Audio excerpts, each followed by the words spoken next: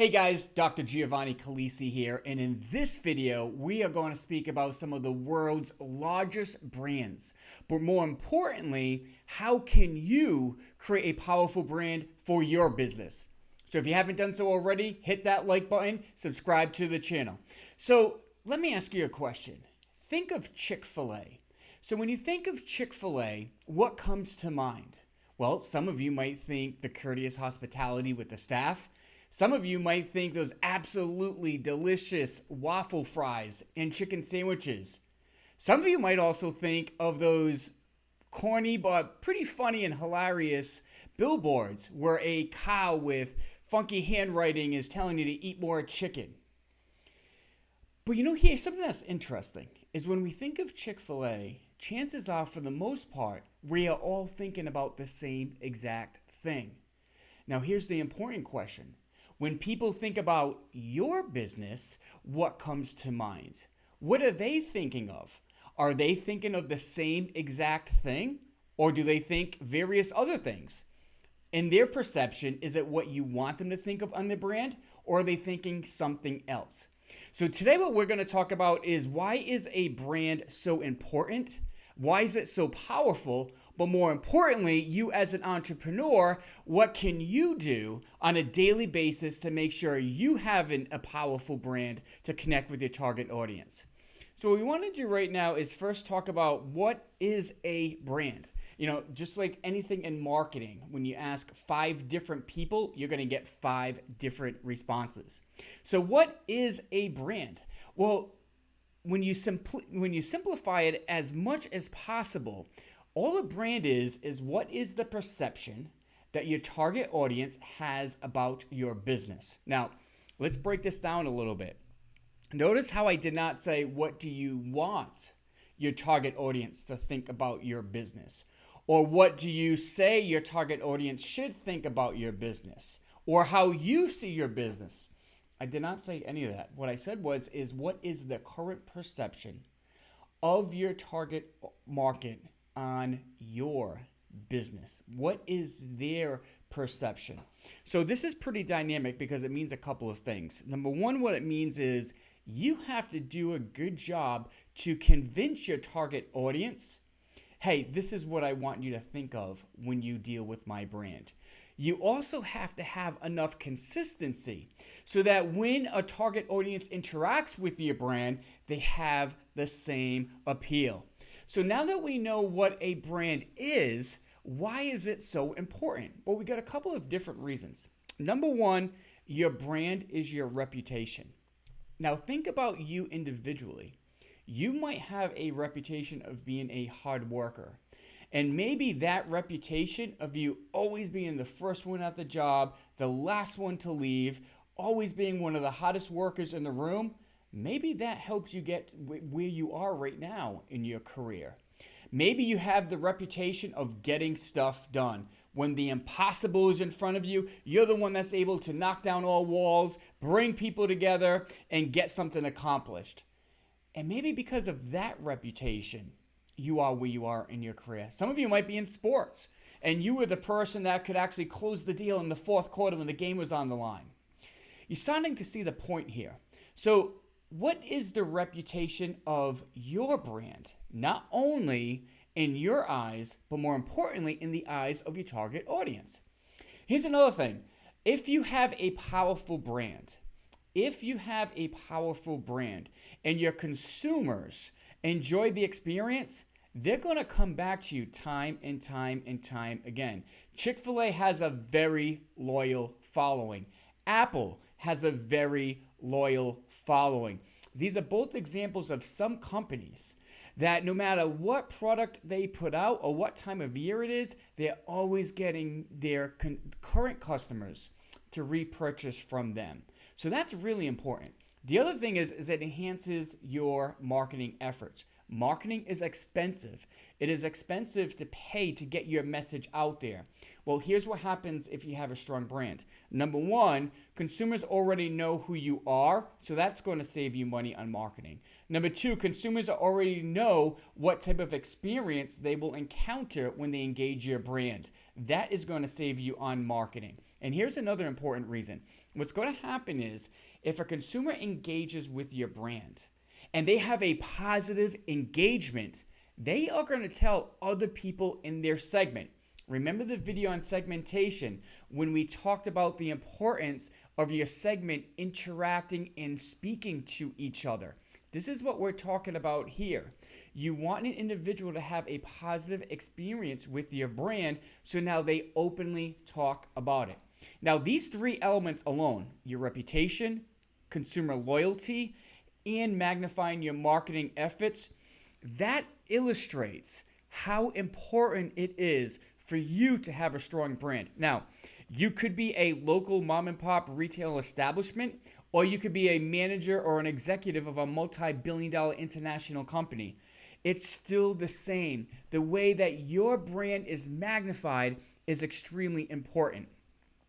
So this is our next question. How can you create a powerful brand? What exactly are the steps? So I'm going to give you some very simple, easy steps that you can apply right now to help you create a powerful brand. So number one is motivation. Here's the thing. When we're talking about a brand, what we need to do is we need to be able to create an emotional connection to our target audience. This is extremely important. Now you might be asking, okay, why is this important? Let me give you an example. How many of you have heard of a company called Coca Cola? I'm sure all of you. But take a look at Coca Cola's product, the actual Coca Cola soft drink. Is it healthy for you? Not at all. Does it have good ingredients inside of it? Nope. Does it have any health benefits? None whatsoever. When you look at the actual ingredients, it's absolute trash. It's garbage. It's nothing but corn syrup. And those are facts. That's not even an opinion. However, a company that has a product filled with sugar that is completely unhealthy for you. Hey, listen, moderation, God bless you, go to town. You want to have a nice Coca-Cola on the weekend with a pizza? Absolutely. But it's definitely not something you want to have 4 or 5 times a day. But how can a company with a product such as that become one of the world's biggest brand? Why? They were able to create an emotional connection. When you think Coca-Cola, you do not think of the ingredients in the soft drink. What you think of, and this is the basis of their brand, is people coming together. When you look at their commercials, it's all about families coming together during the holidays, or it's about friends coming together at a tailgate, or it's about individuals in the neighborhood coming together in the summer for cookouts. You even remember a campaign that they recently had called Share a Coke, where they'd have people's names on it. And the whole point was buy a Coca-Cola for your friend with their name on it and share it. The whole concept of the brand is about bringing people together, right? So how can you create an emotional connection with your brand? Well, what you want to do is you want to actually look at your buyer persona. Remember, we did this in a previous video. If you haven't watched it, make sure you go back to the videos and rewatch it, because this is really important. Now, look at what we have in this buyer persona. You have frequently asked questions. And what company made billions upon billions and became one of the world's biggest brands based on the concept of curiosity and frequently asked questions? Well, that was Google. You had a question, you no longer had to read a book or go to an encyclopedia and ask an expert. You can simply Google it. Ideal image. What brands have that emotional connection for an ideal image? Well, think of luxury brands. Luxury brands want to become a tool of self-expression. You buy a Rolex not because it tells time. You don't spend $10,000 on a watch that tells time. You buy a Rolex because you want to signify luxury. You want to signify the different status that it provides. A car, you don't buy a Lamborghini simply because you want to drive fast. Half the roads in the world, you can't even hit the speed limit that a Lamborghini has the performance to do. You buy it for the luxury and the status and the emblem that it provides, all right? So you have a number of luxury brands that their emotional connection is they help you obtain that ideal image. Passions. Many brands out there are based on passions. Think of sports teams, NFL teams, right? You have a huge loyalty to your favorite sports team. You probably don't know any of the players. You probably don't know any of the coaches. You probably never met the owner, but you have a passionate attachment. Or it could be a common interest, right? Goals. You have a lot of companies that are specifically designed to help you achieve your goals. Think of the sports and nutrition industry. Think of the fitness and gyms and the healthcare industry. They're focused on helping you obtain your goals. Problems. Have you heard of the phrase, you can do it, we can help? Home Depot. Their brand is specifically based on individuals' basic common American families having household problems that need to fix it themselves because they don't want to pay a contractor or they don't have the money to pay a contractor.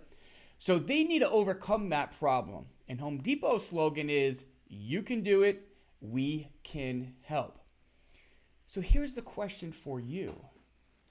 What motivations can you build a brand upon? Now, here's what happens. You can either find something on the buyer persona. You could also focus on the 5 basic human motivations. Belonging, that's what Disney focuses on. Esteem from others, that's what the luxury companies focus on. Self-respect, curiosity, which is what Google focuses on, and altruistic, which is charity, which many nonprofits focus on. So you can focus on one of those basic human motivations, or you can focus on something that you find in your buyer persona. The key is you have to decide, how can my brand create an emotional connection with my target audience? Because when you're able to create an emotional connection, now the target goes from being a passive participant to becoming actively invested in your brand. Why? Because that emotional connection that you created, and that now becomes the anchor of your brand. So I just gave you a couple of quick examples how a motivation can be formed as the anchor of the brand, right? So just to recap, a couple of examples. You have Google, who use the element of curiosity to be the focus of their brand. You have luxury brands who focus on esteem from others in your ideal image. They want you to be a tool of self-expression. You use that brand to signify that ideal image that you want others to think of you. You also have Apple that use the element of self-respect and the element of creativity with seamless integration of your media devices. The whole concept of Apple's reemergence in the late 1990s and early 2000s was embrace your creative side, and we're going to give you the devices where you can seamlessly integrate your email, your music, your photos, all of your content in one seamless creative integration. That's what their brand was built on. So look at your buyer persona and what key motivation within your target audience is most important for you to build a brand on. All right? Next, once you've done that, now we go to create a concept. What is the main idea behind your brand? What does your brand stand for? What is the reputation you want your brand to have? And more importantly, you got to think of these elements right here. What do you want your brand to stand for? What is the main idea of your brand? What is the reputation you want your brand to have? But it has to be positioned in a way to grab the attention of your audience. Let me give you a couple of examples. So we talked about Chick-fil-A in the beginning of this video. So the concept behind the Chick-fil-A brand is uplifting. They have very courteous staff, and they're trained to do so. They have a fantastic tasting selection of menu products. And when you also think of their advertisements, it's fun and cocky with the cows, with the funky handwriting telling you eat more chicken, right? It is basically an uplifting experience. That's their concept. Family-oriented, wholesome, uplifting experiences. Now let's think of Tesla. What is the concept behind the Tesla brand? Innovation in luxury. Luxury in innovation. That is the Tesla brand. Innovation, state of the art. It's an EV. They have all these electronic gadgets inside the car. They have this tremendous realm of integration. You almost have a computer at your disposal right in your car. But also this element of luxury and status. They were able to combine these two elements of innovation and luxury. And that's the cornerstone of their brand. Think of Southwest. Fun and hassle-free. That's the concept of their brand, right? A lot of times you hear their flight attendants tell funny jokes. I'm going to be honest with you. Almost every single time I fly Southwest, I'm cracking up because some of the jokes that the flight attendants tell. They're very personable. They're very outgoing. And according to their branding, it's hassle-free. You can buy a ticket and you can change your ticket at any time. You do not have to pay for your bags. It is a very convenient integration through their app. That is the concept behind Southwest. So what is the concept behind your brand? Now remember, you want to build your concept upon the motivation that you selected. What is the motivation that's going to be the anchor of your brand? That's going to draw your target audience in, and it's going to be the anchor. Now, what main concept do you want to put behind it? Remember, your concept has to grab the attention of your target audience, simultaneously illustrate what your brand stands for and what the main idea behind your company is. That is your overall concept. All right. Now, once we've done that, now we got to create an image of our brand. Now, when someone thinks of your brand, what visuals do you want them to have in their mind? Similar to the same exact question I asked you when we first started about Chick-fil-A. What visuals come to mind? We naturally, human beings, we naturally have automatic connections. When you think peanut butter, you think jelly. When you think sky, you think blue. When you think your brand, what do you want to come to mind? And pretty much in this scenario, what you're thinking of is what images, what mood, what feel, what characters, what are those key elements visually that you want people to think of? What are those images you want your target audience to have when your brand name comes up? Let me give you some examples. If you think of Disney, right, you might think of Disney World or Mickey Mouse or Minnie Mouse.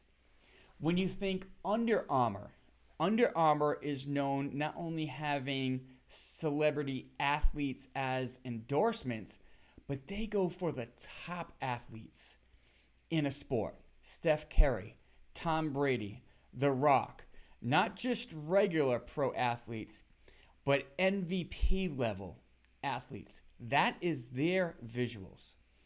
Think of Chick-fil-A. When you think of visuals of Chick-fil-A, you think of the poster boards with the cows, with those funny handwriting telling people to eat more chicken. All right? So when people think of your business, what image do you want them to have? Next is a tagline.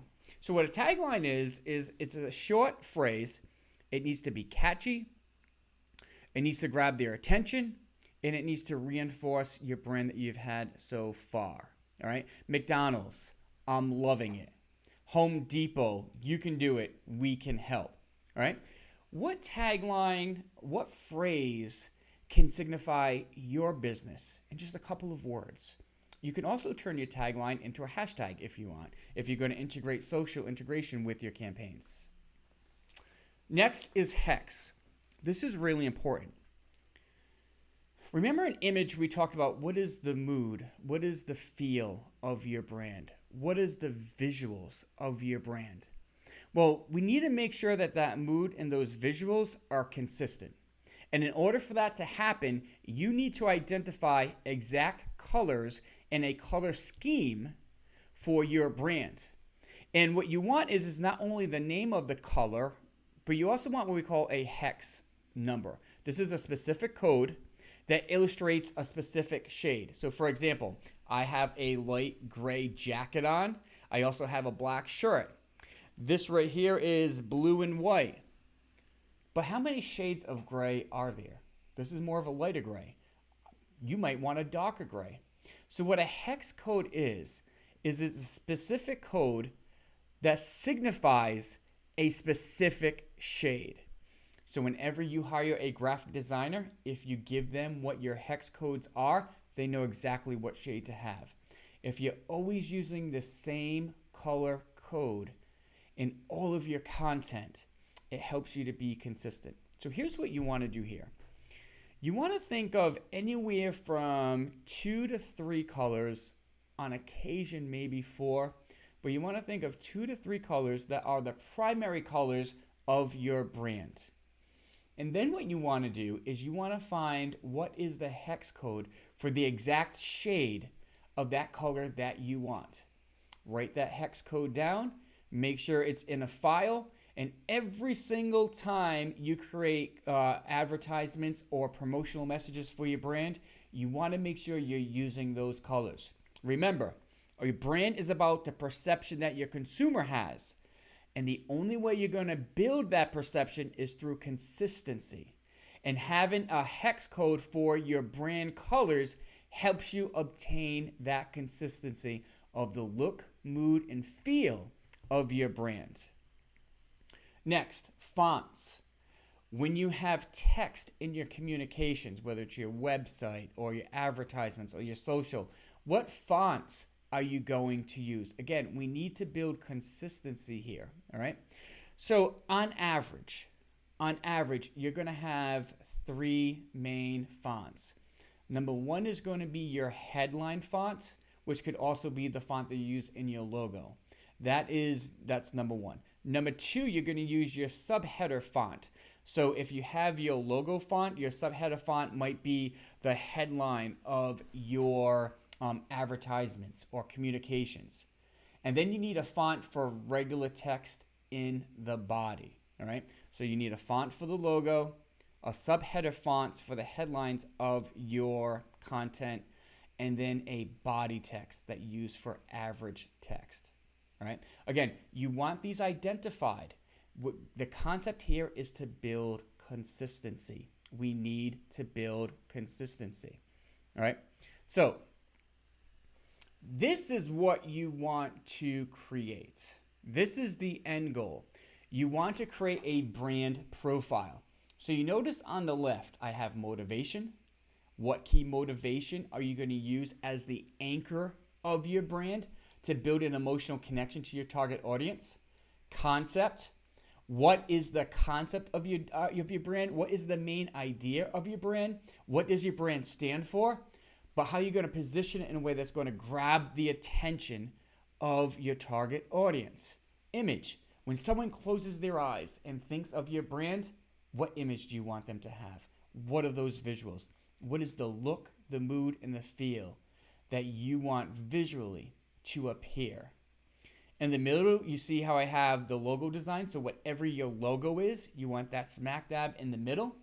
You can see how I have hex codes on the bottom. You can see I have 3 colors with a specific code.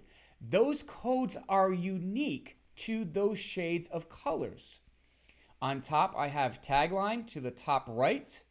And then below that, you have the fonts. So you see your headline font, which you can use for your logo. You see your subheader font, and you see your body font. This right here is a brand profile. Now remember, the key of a brand is the perception of your target audience. So now what you need to do is you need to build consistency. You need to build consistency in your marketing communications, in your social media posts. Every time you do a marketing communication, every time you do a social media post, you want to look at your brand profile and make sure that it is in line. But what you also want to do is you also want to make sure that the experiences that your target audience has is in line with that brand. So if your concept is fun, energetic, outgoing, you're going to make sure that your target audience has a fun, energetic, outgoing experience. If your concept is more sophisticated and elegant, you got to make sure that is the experience that they have. And those experiences need to be consistent, whether they engage in your brand today, next month, next year. That is how you build consistency. The communications that you provide to your target audience, the experiences that they have when they engage in your brand, your staff, that is the front line of your brand. Everything has to be in sync with your brand profile. Okay? So let's look at a couple of examples.